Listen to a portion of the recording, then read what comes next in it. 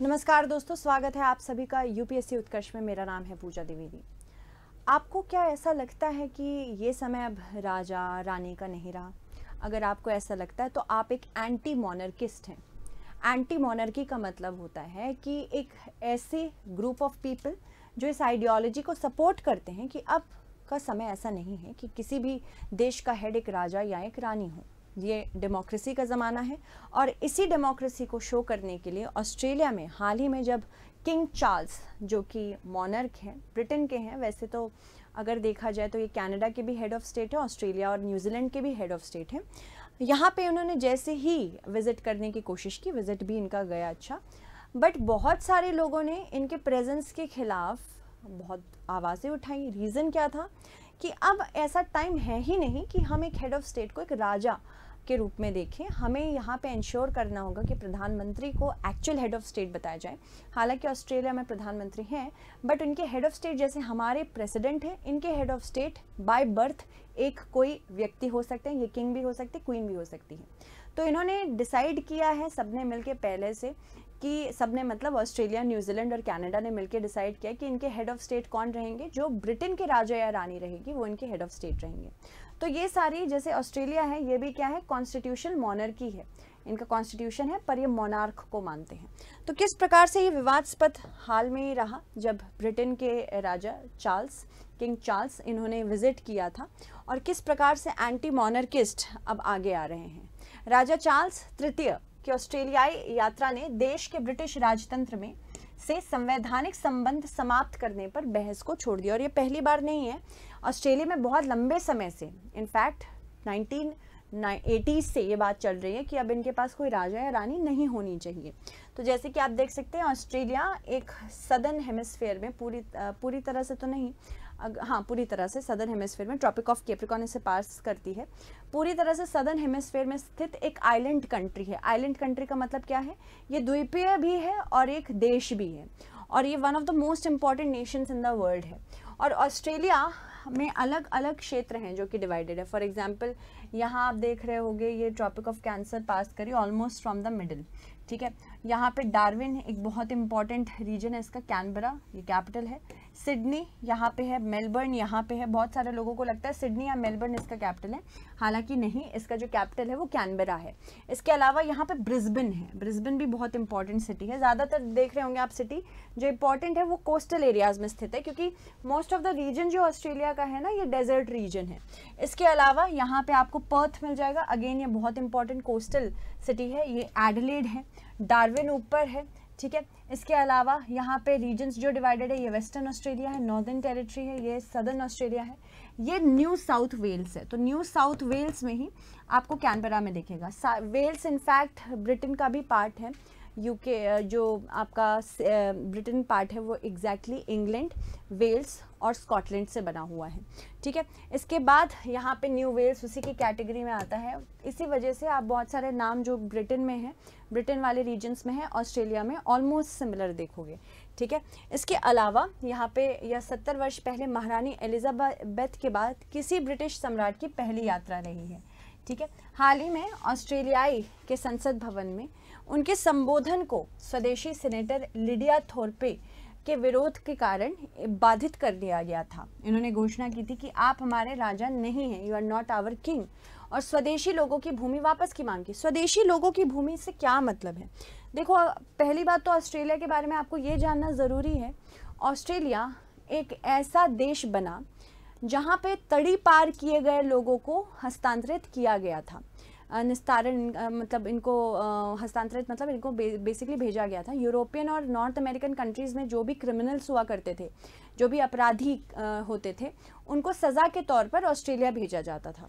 और ऑस्ट्रेलिया में नेटिव्स अलग हुआ करते थे। यहाँ पे नेटिव्स एक्चुअली आदिवासी, जैसे हमारे भारत में हैं ये एक्चुअल नेटिव्स हैं, वैसे वहाँ पे भी एक्चुअल नेटिव्स इनके आदिवासी हैं। बट क्योंकि यहाँ पे पॉपुलेशन तड़ी पार होके आई, इन्होंने अलग से एक पॉपुलेशन डेमोग्राफी वहाँ पे बना ली है। तो ये एक्चुअली ये देश ही ऐसा बना है कि ये अपराधियों की जनरेशन से बना हुआ है। ये मैं नहीं कह रही हूँ कि ये आज के जनरेशन भी अपराधी होंगे, बट इस तरह से ऑस्ट्रेलिया की पॉपुलेशन बनी हुई है। इसके अलावा सुरक्षा कर्मियों द्वारा ले जाए जाने से पहले इन्होंने ये भी कहा कि आप हमारे राजा नहीं हैं, आप हमारे संप्रभु नहीं हैं, आपने हमारे लोगों के खिलाफ नरसंहार किया है, हमारी ज़मीन वापस दे दो, आपने हमसे जो चुराया है वह वापस दे दो। राजा और उनकी पत्नी रानी कमिला हाल ही में 6 दिवसीय यात्रा पर सिडनी पहुंचे थे। इसमें वह कैनबरा और सिडनी गए, उसके बाद सामोआ गए।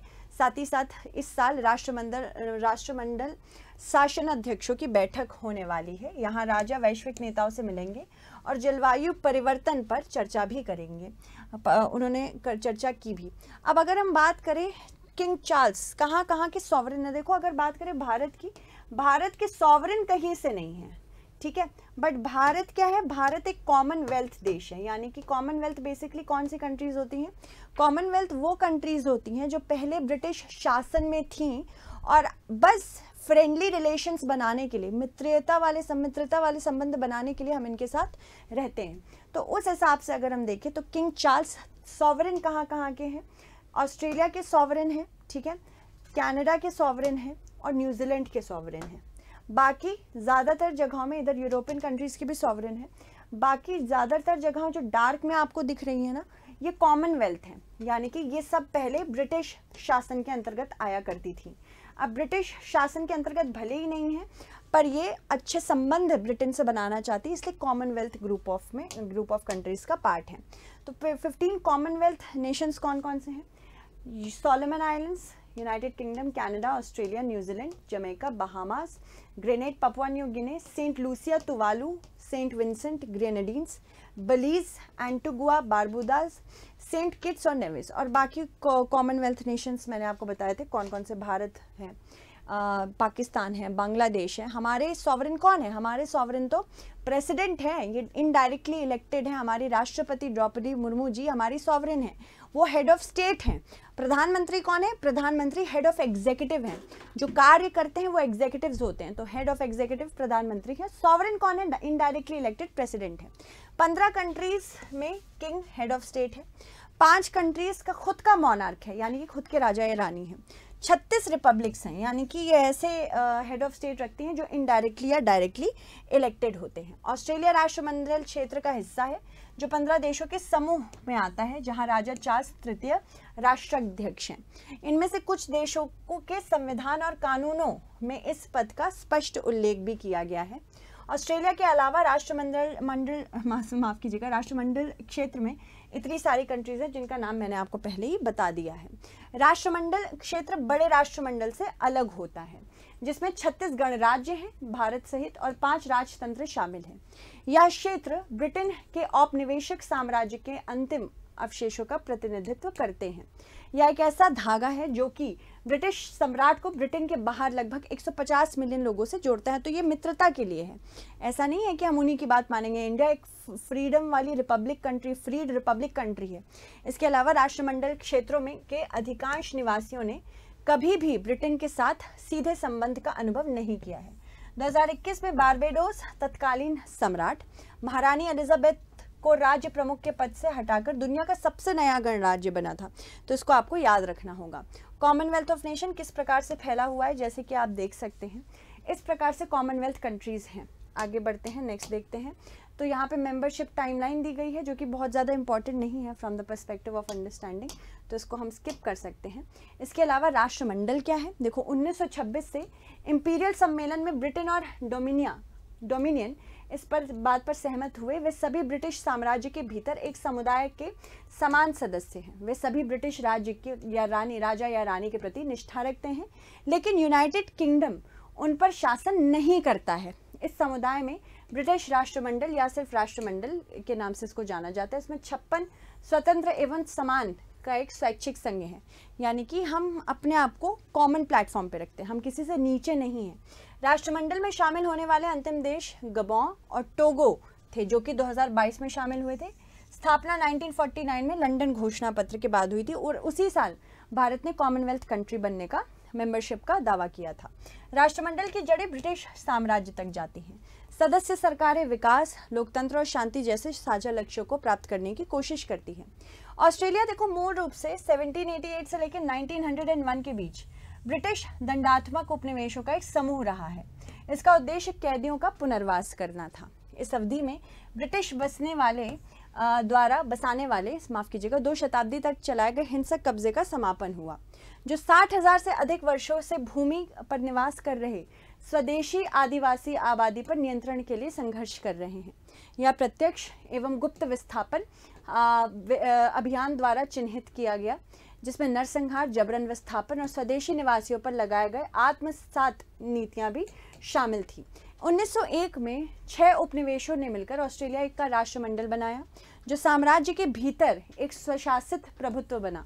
ऑस्ट्रेलिया ने दोनों विश्व युद्धों में ब्रिटेन और मित्र देशों के सेनाओं के साथ मिलकर लड़ाई भी की है।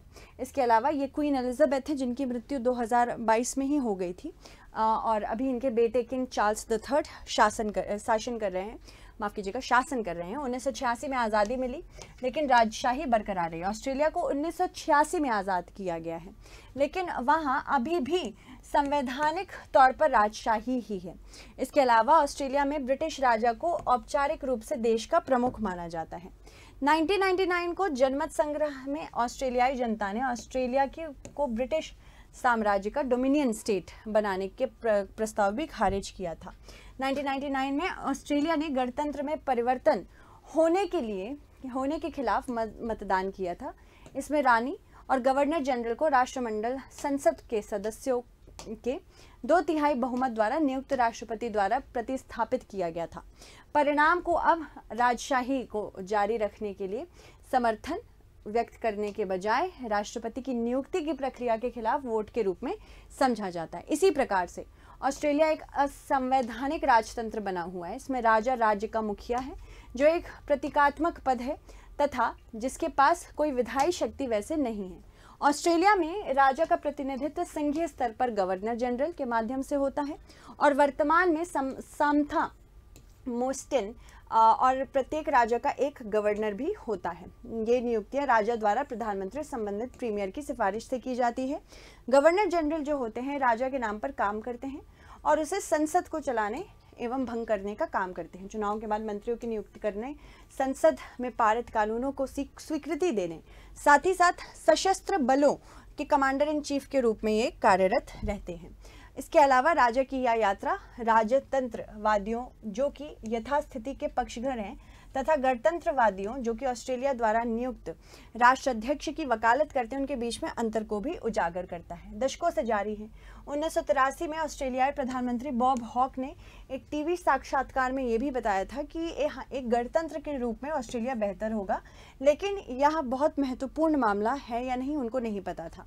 हाल ही में थोरपे का विरोध प्रदर्शन रिपब्लिकनवाद की ओर बढ़ते समर्थन के संकेत को दिखाता है। प्रधानमंत्री एंथनी अल्बनीज खुद एक लंबे समय से रिपब्लिकन हैं। हालांकि उनकी सरकार ने संविधान से ऑस्ट्रेलिया के प्रथम लोगों को मान्यता देने के लिए 2023 में जनमत संग्रह के विफलता के बाद इस विषय पर दूसरा मतदान कराने से इनकार भी कर दिया है।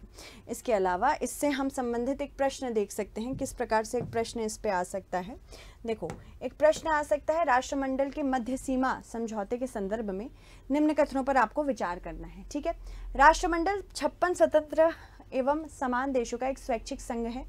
इसकी स्थापना 1949 में लंदन घोषणा पत्र के द्वारा की गई है। 3 नवंबर तक एक बहुत ही महत्वपूर्ण डिस्काउंट हम आपको दे रहे हैं। 3 गुना डिस्काउंट है ये, यानी कि जितने कोर्सेज आप लेंगे, चाहे यूपीएससी के हो चाहे कोई भी हो, उस पर 90% तक की आपको छूट मिलेगी। जो भी कोर्स आप ले रहे हैं 3 महीने की एक्स्ट्रा वैलिडिटी मिलेगी। उसके बाद रिकॉर्डेड कोर्सेज आपको फ्री मिलेंगे उनके लिए जो स्पेसिफिकली आपने लाइव फ्रॉम क्लासरूम कोर्स में लिए होंगे। ठीक है, तो इसी के साथ हमारी आज की कक्षा खत्म होती है। धन्यवाद।